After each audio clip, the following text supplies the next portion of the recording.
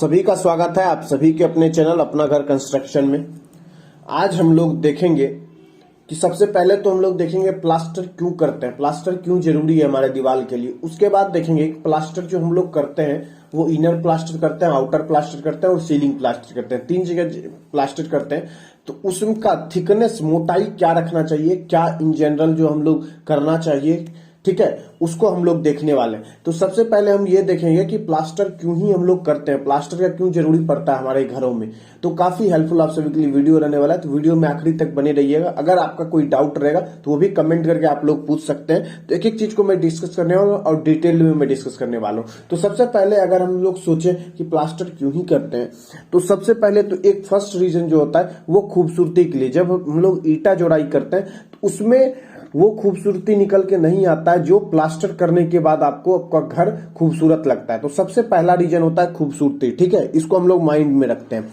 Second point इसके में discuss हम लोग कर लेते हैं कि जब आप लोग प्लास्टर किसी भी दीवार पे कर दीजिएगा तो उससे उसका क्या होता है, ड्यूरेबिलिटी, ठीक है, ड्यूरेबिलिटी जो होता है, एज जो होता है उस दीवार का बढ़ जाता है, समय जो होता है उस दीवार का बढ़ जाता है। ये क्यों होता है?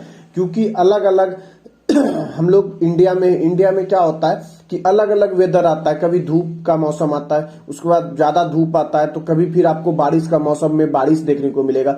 फिर वेदर चेंज होगा, ठंडी आता है। तो वेदर चेंज होने से क्या होता है, जैसे बारिश का मौसम आया तो आपके बाहरी दीवार पे क्या होगा कि पानी पड़ेगा। पानी पड़ने से क्या आप लोग देखते होंगे कि दीवार पे आपका कजली, जहां जहां आपका ज्वाइंट होता है, जहां मोटार दिखता है, वहां पे क्या होता है, कजली बैठ जाता है। कजली बैठने के कारण क्या होता है, वो धीरे धीरे जो मोटार होता है आपका वो वीक होते जाता है। जो आप 2 ब्रिक के बीच में आप मोटार दे रहे होते हैं, ज्वाइंट जो होता है वो आपका धीरे धीरे क्या बारिश के कारण वीक होता है। तो ये वेदर चेंज होने के कारण ये बहुत ज्यादा इसको क्या करता है, आपके स्ट्रेंथ को डिक्रीज करता है। इसलिए भी ड्यूरेबिलिटी के लिए भी हम प्लास्टर करते हैं। ये मेन 2 सबसे बड़ा रीजन है जिसके लिए हमें प्लास्टर करना जरूरी है। तो हम लोगों ने पता कर लिया क्यों प्लास्टर करना जरूरी है। अब हम लोग देखेंगे कि प्लास्टर करें तो कितना मोटा रखें, ठीक है, ये भी बहुत जरूरी है। क्योंकि बहुत ज्यादा अगर मोटा प्लास्टर आप कर दीजिएगा तो आपका प्लास्टर देखिएगा कुछ दिनों बाद उखड़ने लगेगा, ठीक है, या बहुत कम मात्रा में भी प्लास्टर नहीं करने देना है, ठीक है।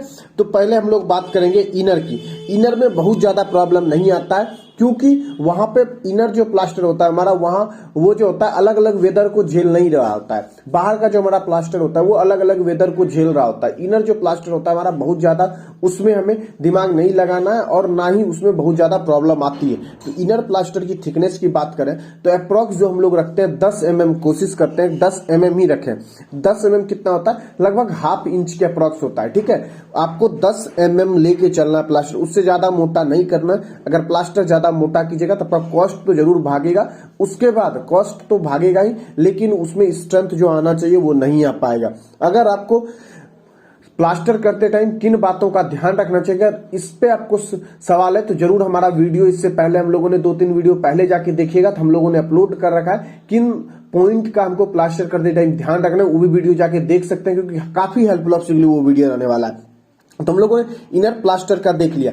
अब हम लोग चलते हैं आउटर प्लास्टर की ओर। तो आउटर प्लास्टर, जब बाहरी प्लास्टर आप लोग करते हैं तो उसमें जो होता है वो वेदर को झेलता है, अलग अलग मौसम को झेलता है। इनर प्लास्टर में एक चीज आपको ध्यान रखना है, जैसे कि आप बाथरूम के अंदर का प्लास्टर करा रहे हैं, जहां पे कि पानी टच होता है तो वहां पे क्या कीजिए, वाटर प्रूफिंग केमिकल मिला के आप लोग प्लास्टर कीजिए, ताकि क्या हो कि आपके जो पेंट करते हैं पेंट में सीलन ना लगे, पपड़ी ना उखड़े। वाटर प्रूफिंग कर दीजिएगा तो क्या होगा, इस पार का जो पानी होता है वो दूसरे पार नहीं जाएगा। एटलीस्ट ये कर देना, नहीं तो आपका वाटर प्रूफिंग तो केमिकल तो मिलाना ही है, एक कोट आपको क्या करना है, वाटर प्रूफिंग कर देना है, ताकि 100% आप श्योर हो जाइए कि पानी इस लेयर से दूसरे लेयर में न जाए कैपिलरी एक्शन के द्वारा। ये चीज का आपको ध्यान रखना है। इनर प्लास्टर में सिर्फ बाथरूम और जहां जहां पानी टच होता है उस पॉइंट पे आपको ध्यान रखना पड़ेगा। आगे चलता है आउटर प्लास्टर की ओर। आउटर प्लास्टर जो करते हैं वो हम लोग 12 mm से लेके 19 mm तक हम लोग आउटर प्लास्टर करते हैं। जनरली 12-14 mm तक ही करना चाहिए।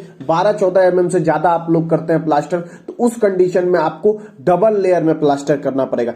एक लेयर में अगर प्लास्टर 19 mm तक टोटल हम लोग करते हैं, 19 mm तक प्लास्टर एक बार में अगर चढ़ा दीजिएगा तो वो आपको एक चट्टा बन के उखड़ जाएगा। ये प्रॉब्लम आपको देखने को मिलता है जब मोटा प्लास्टर हम लोग कर देते हैं। तो आउटर प्लास्टर जनरली आपको 14 mm 15 mm तक करना है, हाफ इंच से ज्यादा प्लास्टर करना है, ठीक है। अगर डबल लेयर कर रहे हैं तो एक लेयर चढ़ाने के बाद दूसरे लेयर में फिर से घोल मारेंगे, उस तरीके से कुछ देर बाद दूसरा लेयर उस पर चढ़ाएंगे, तब क्या होगा कि वो स्ट्रेंथ प्रॉपर गेन पाएगा।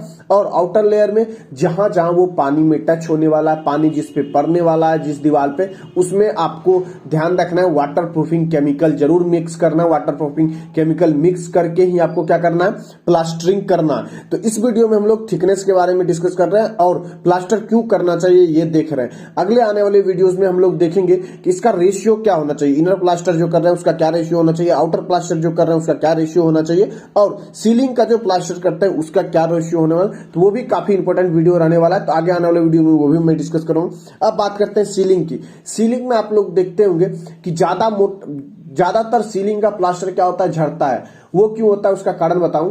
सबसे पहले तो उसमें गलती जो हम लोग करते हैं, हैचिंग नहीं करते हैं, ठीक है। हैचिंग नहीं करते हैं, सबसे बड़ा गलती होता है। उसके बाद हम लोग क्या करते हैं, मोटा प्लास्टर डाल देते हैं, ठीक है। घोल वगैरह प्रॉपर सब डालते हैं, लेकिन क्या करते हैं हम लोग वहां पे मोटा प्लास्टर डाल देते हैं जो कि डाउनवर्ड डायरेक्शन में यहाँ पे लोड आता है। डाउनवर्ड डायरेक्शन में लोड होने के कारण वो क्या होता है, जल्दी गिर जाता है। तो उस कंडीशन में जो आपको सीलिंग का प्लास्टर करना, सबसे पतला करना, कोशिश करना है कि 1/4 इंच मतलब 6 mm के आसपास ही आपको क्या करना है, प्लास्टर करना है। 6 mm बस, 6 mm 7 mm होना चाहिए। अगर हाफ इंच वगैरह अगर सीलिंग में आप प्लास्टर कर देते हैं तो वो प्लास्टर कभी टिकेगा नहीं, क्योंकि वो डाउनवर्ड डायरेक्शन में वहां पे लोड होता है और वो आपका कैरी नहीं कर पाएगा चीजों को।